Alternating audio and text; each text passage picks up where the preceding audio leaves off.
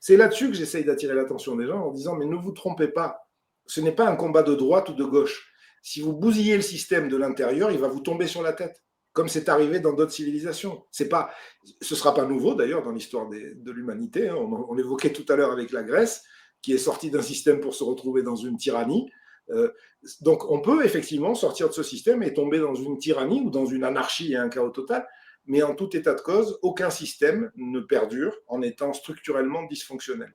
Si vous avez une roue voilée sur votre vélo, à un moment ou à un autre, le pneu va éclater. C'est une réalité, ça. C'est-à-dire que ce n'est pas par effet d'accumulation. Il y a une cinétique et il y a des effets d'accumulation.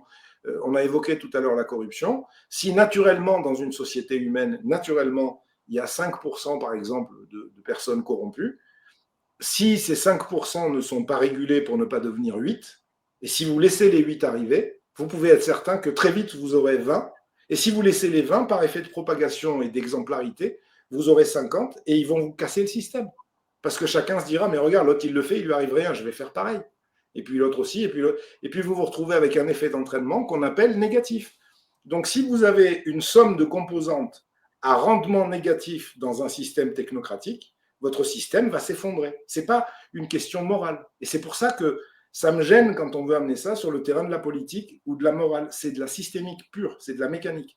Si les pièces du rouage de votre montre sont dysfonctionnelles, si on a trop, vous n'aurez plus l'heure, elle ne marchera plus. C'est basique en fait.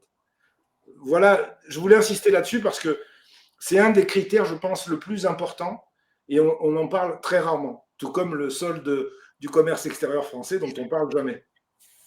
Il vaut mieux éviter.